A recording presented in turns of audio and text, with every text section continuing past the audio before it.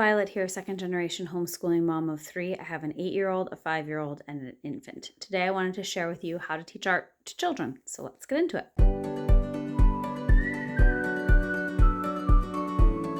So we usually use artistic pursuits and we really like it, but it is quite pricey.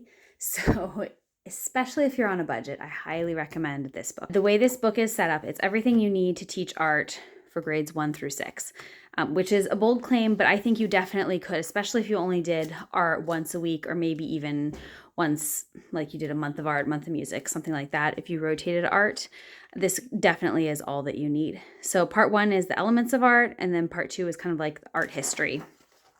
Pretty light. So it has materials list. You can see nothing crazy. It's all very, very simple stuff. So part 1 is going through the elements of art: line, shape, color, value, texture, form, and space. And so each section tells you a little bit about the value, and then it has a bunch of different projects, and some of the projects have pages that you can print out to do the project. And so this you would read and then show your children what you were doing and like talk about the element of art. And so these projects are not in any particular order. They do seem to build a little bit in complexity, like the ones closer to the end are a little bit more complicated, but not a ton. And I do think that a wide age range of kids would probably enjoy doing these. We actually used this book last year for our summer art. So I chose one project from each section and then one art history thing. And that was just kind of our art over the summer. My kids asked to do art over the summer. So I'll just show you a few more of the projects. And then at the end, the art history is, so they feature artists and then some historical art as well. And so they tell you a little bit about the artist. They have further reading. They talk about, show you a specific piece of art, have some questions to discuss it, and then they show you a project inspired by the artwork, and then they show you up here which art elements that you've discussed you're focusing on in this composition.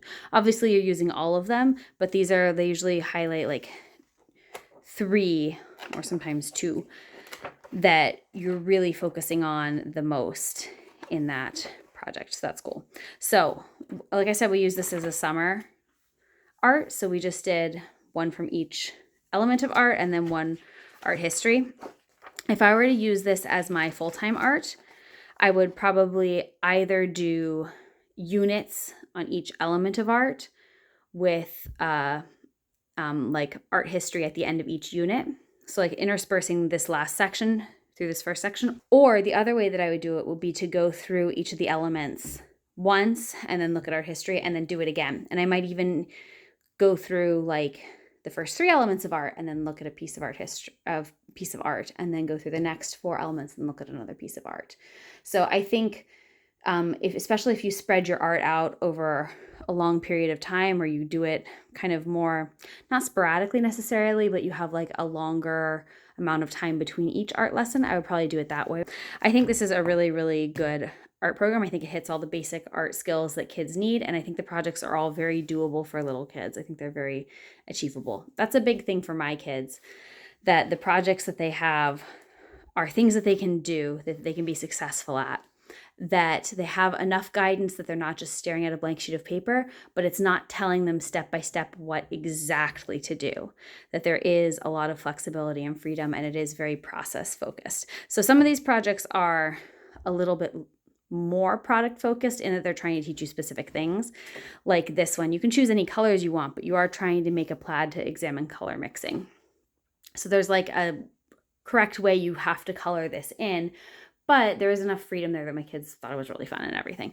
And another thing about these art projects is that most of them are fairly quick. Like, we love artistic pursuits, but my daughter will frequently spend 45 minutes to an hour working on her projects. And that's great because she loves doing art. But if you have a kid who is not that into art, a lot of these projects are much, much quicker while you're still getting in all of that important like elementary art type stuff. So I highly recommend this book.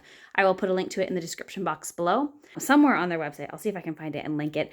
They have a PDF of additional artwork from the artists at the end that you can use as like additional enrichment. So I hope you found this helpful. I am an Amazon affiliate, so if you click on an Amazon link and make a purchase, I will receive a small commission. Thank you for watching.